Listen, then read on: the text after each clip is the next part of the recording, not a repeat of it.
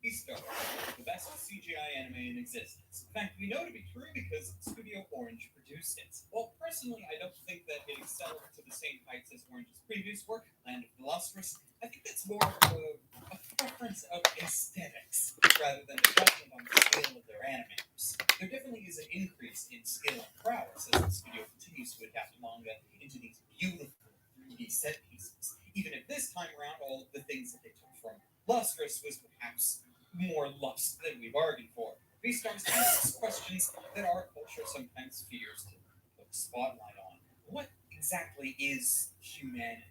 This is not a direct question that the show asks, but rather one that is a bit more subtle in its questioning. How can we showcase the plight of humanity better than casting a set of characters with no humanity at all?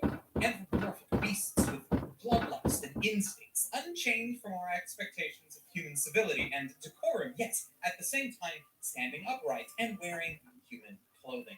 Characters have humanity forced onto them just to see how they act, how they react, and how they grow and develop under these circumstances.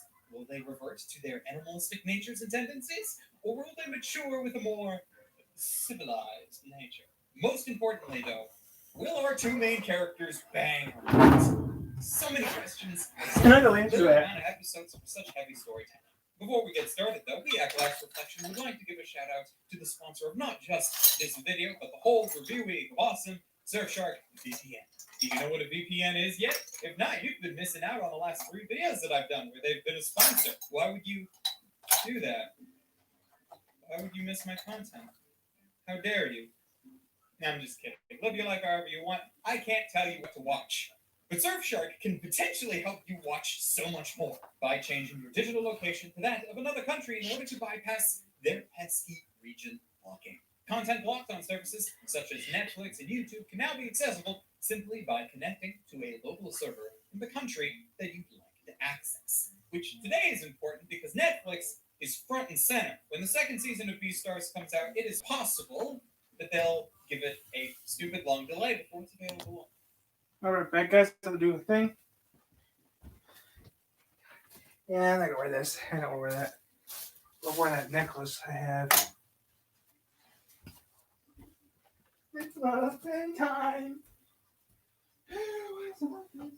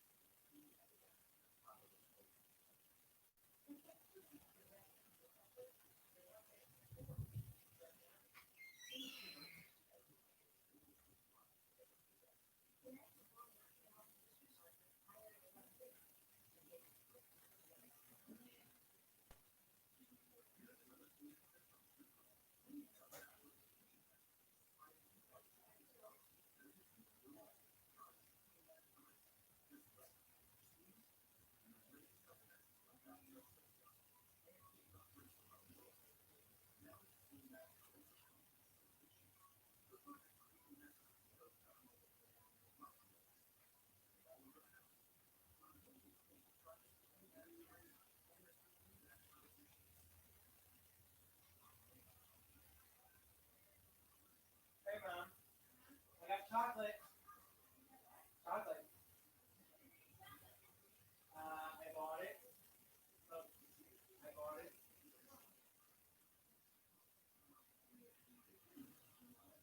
How is it?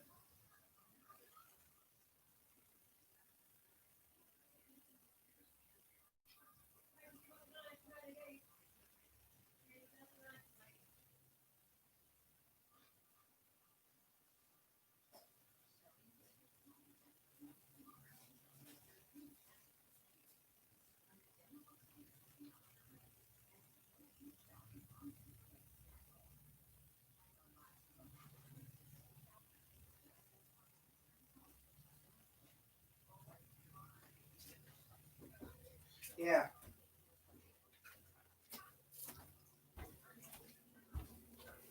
I don't know what this is, so I'm just gonna watch a little bit, then get out of this and do what I was doing earlier. Series on Japanese Netflix at the start of next year. So then you just turn on your VPN, hit Japan, and bing bam boom, watch the show. I've also been told, thankfully, that most Netflix originals contain English subtitles even when it airs in Japan, so you should be fine on that front. Surfshark is also available on mobile devices if you like to stream from your mobile phone or tablet, so why don't you give it a try? If you don't like it within 30 days, let them know and they will get you your money back. No questions asked. There'll be a link and a promo code in the description where you can sign up for a percentage off, as well as an extra 3 months free, because we like you guys just that much. Thank you so very much to Surfshark for sponsoring. Now, ladies, gentlemen, and others, my name is Okada, and today on Glass Reflection, the 2019 anime. Let's see this real quick. If I don't like it, then I'm going to get off this jerks website and go to my YouTube channel and make some more videos.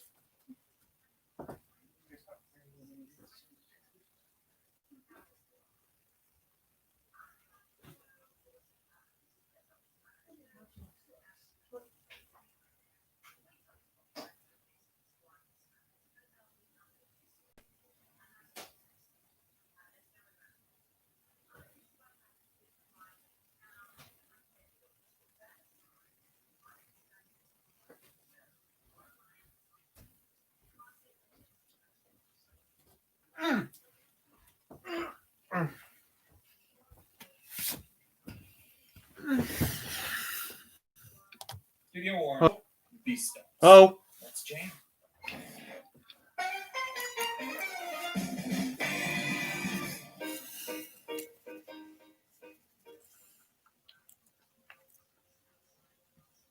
Let's actually start with the portion I think I was originally thinking about avoiding entirely.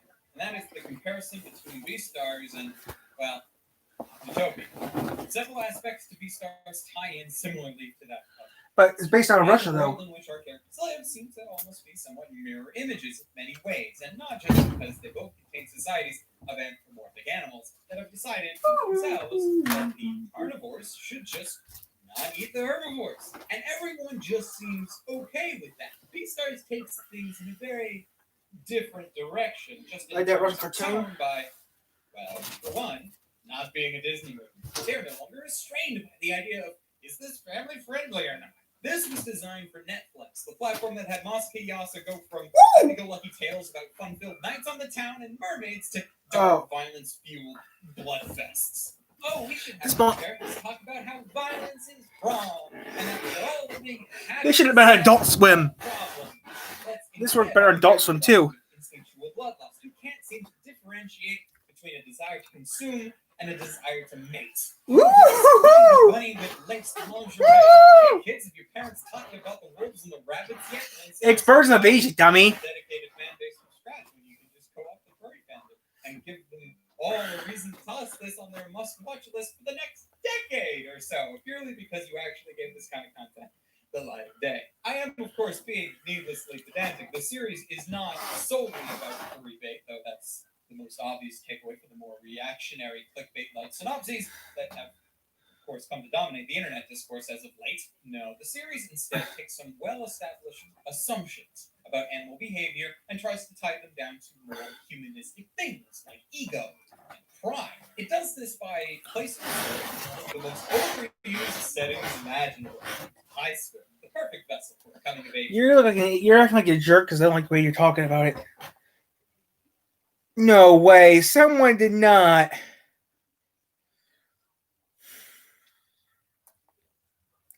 Someone did not go there and did that. Yes, it did. Oh, crap. Of all things to do, why do that? That's my privacy fund. Why would someone actually put my privacy fund on that?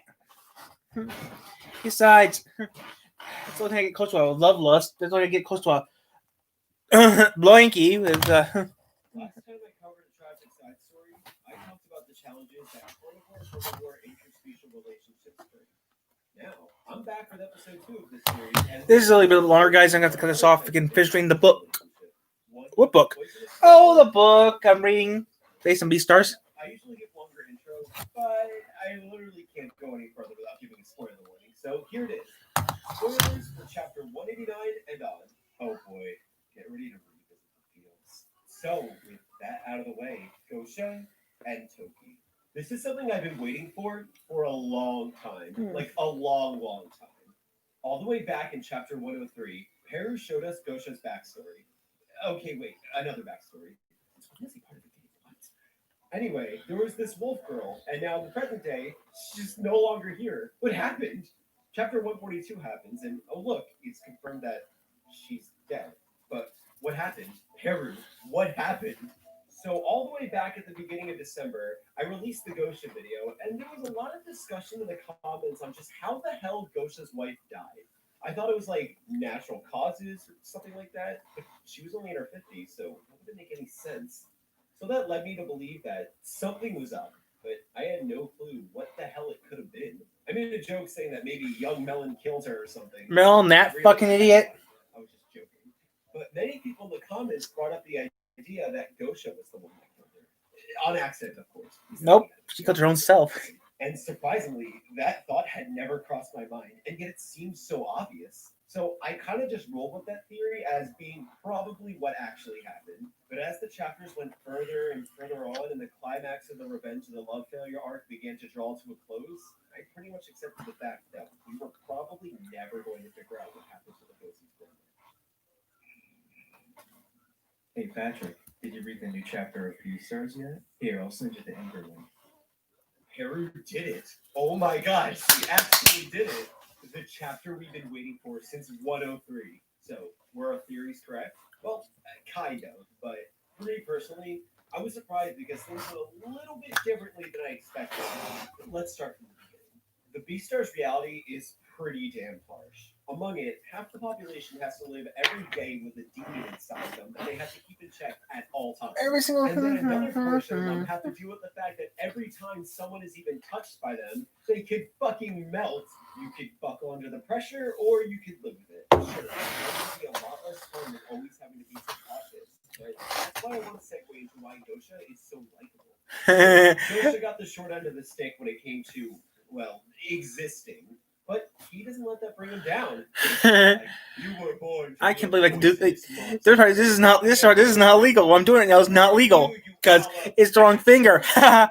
This is actually legal. This is legal because it's the wrong finger. This is the wrong finger. The worst thing in life. That means no. That means nothing. Discriminate against for being, well, him. Everything is stacked up against him all the time, but he never lets that bring him down. He keeps going and accepting that the past happened, never letting go of the fact that it did happen, but he still keeps moving forward with his head up. Gosha gives back to his community. He cares for everyone's well-being, and overall, he's just a great person. And that's why people 30-some years later, you beat the shit out of someone after 30 years. That's not funny. Gosha just radiates positivity, and we love him for that, don't we? So now on to Toki. First off, I'm so glad that we finally learned her name. I've been wanting to know that for the longest time. There's a reason why she's named that, but well, I'm going to say that first. So, what's so wholesome about these two is that even though they are discriminated against hard on, they just don't give a fuck because they love each other so much. I would say that the one thing life blessed them with is that in a 1 in 500 chance of them actually having a biological child, they were able to. That child was Liano. Liano's existence was living proof of Toki and Gosha's undying love. And thank you for finally throwing them a bone. They really deserve at least one good thing happening to them in their lives. And come on, parents, let them be happy. But You know she committed suicide. Liano's tragic story in the Gosha video. So now back to Toki. So something I want to point out is that we kind of don't know if the two are married or not. In chapter 98, we learned that marriage between a poisonous creature and a non-poisonous creature is illegal. But then in chapter 164, Gosha mentions that he married Toki. But it's not really possible. Maybe it was a translation error. I'm not quite sure.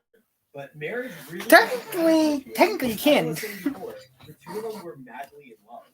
And they really did what they love each other in any way possible. And for the most part, they could. Well, except for one thing. Honey. Cookie. Thanks. You look cute today.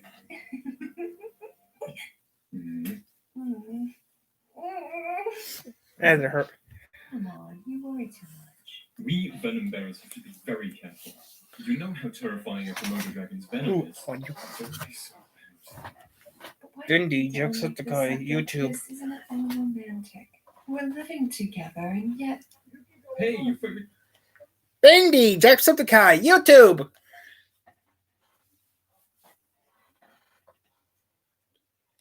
Bendy, Jacksepticeye, YouTube. I don't see what the big. I can't do it. Okay.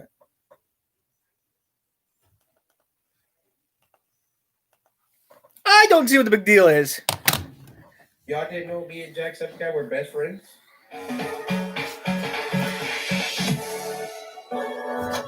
I don't see what the big deal is. So what if I paid some of those duels that Cookie smiled? That's Jack.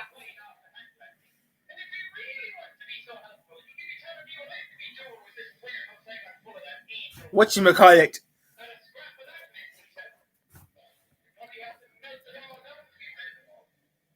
That sounded like Jack. Sean Flynn. Okay. I don't be seeing what the big deal is. So what if I went and painted some of those bendy dolls with a crooked smile? But sure no reason for Mr. Drew to be That's playing off the Jacksepticeye. And if he really wants to be so helpful, he could be telling me what I could be doing with this warehouse I got full of that angel, whatchamacallit. And a scrap of that mess, he said. You probably have to melt it all down to be rid of it all. I'm so distracted that that's Jacksepticeye. I didn't take in any information. Okay, so basically Jacksepticeye was up here working for some reason. I mean, he got like 18 million stuff. Anyway, he was up here working, and for some reason he was painting crooked smiles on some of the bendy dolls. So, yeah, why the freak was you doing that, Jack? Oh, y'all didn't know me and Jacksepticeye were best friends? Guys, he replied to my tweet. We're basically bros. I don't be seeing what the big deal is. So what if I went and painted some of those bendy dolls with a crooked smile? That's sure no reason for Mr. Drew to be flying off the handle at me. And if he really wants to be so helpful, he could be telling me what I could be doing with this warehouse I got full of that Angel, whatchamacallit? and a scrap of that mess, he said. You probably have to melt it all down to be rid of it all. I might be wrong about this, but I'm like 99% sure that was Jacksepticeye. So, hey, Jack. I like how they called him Sean, too. That's hilarious.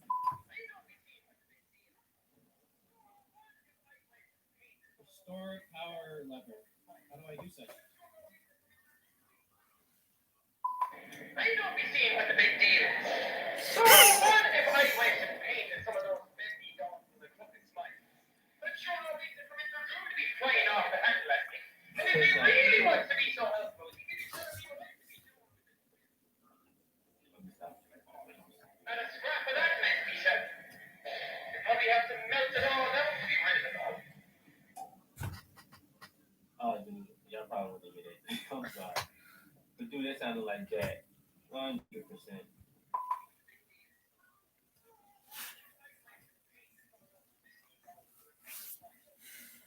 is that Jacksepticeye?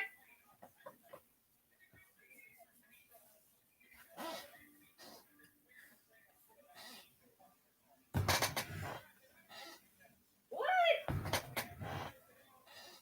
Sean Flynn. Jacksepticeye's name is Sean. Wait a minute. Was that really Jacksepticeye? Did he have a cameo in this? That's amazing. Does anybody know? You probably have to melt it all down to be rid of it all. Is it just serious? That sound like Jacksepticeye. Like I know it's like an Irish accent, but it literally sounded like Jacksepticeye. Guys, leave a like if you agree with me. I don't be seeing what the big deal is. So what if I went and painted some of those bendy dolls with a crooked smile?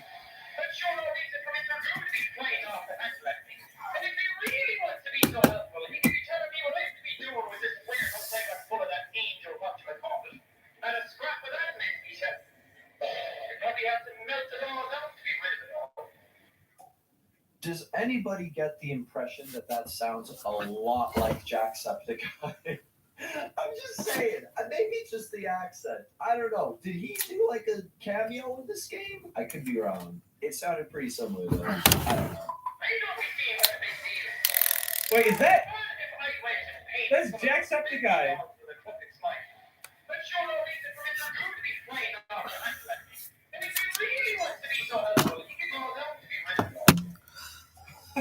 That's awesome.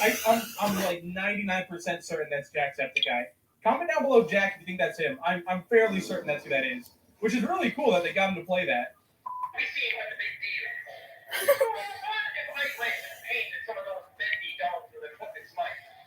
Is that Jack?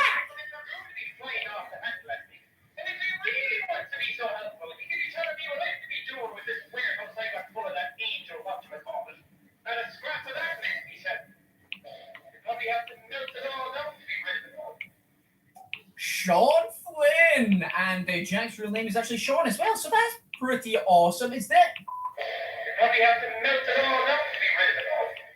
I mean, if I were him, I'd quit. He also sounds like Jacksepticeye.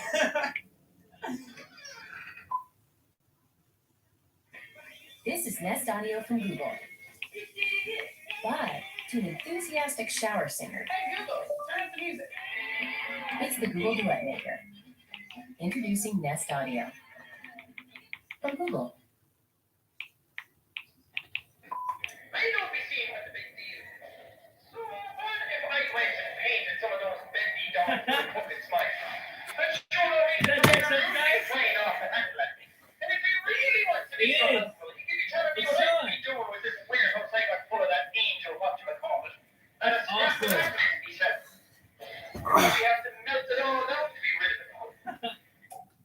That is so cool. Oh, what do I wait? Benny goes. Okay, line up. Okay. Is this Jacksepticeye? It's Jacksepticeye! Is that Z? Dude. 22? Dude, isn't his real name Sean also? Dude, that was Jacksepticeye. He's freaking in Benny and the Ink Machine? Are you kidding me? Guys, how does Jacksepticeye... That's so cool. I wish I was in this game. I'm not quite Jacksepticeye level, though, I will admit.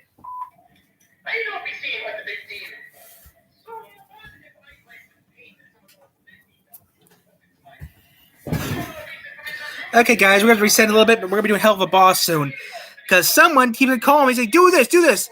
I know, there's 3 episodes out. I need to do it, but I got finally, someone told me, Tyler, it's connected to Hasman Hotel. Oh, it is? Okay, I'll do it. But first, let me finish this thing I'm doing real quick, then I'll do it. So I'll do it, reset. Okay, here we go. Right before I get this off, I'm going to do that. So, in a minute, we're going to do Hell of a Boss. All 3 episodes at once.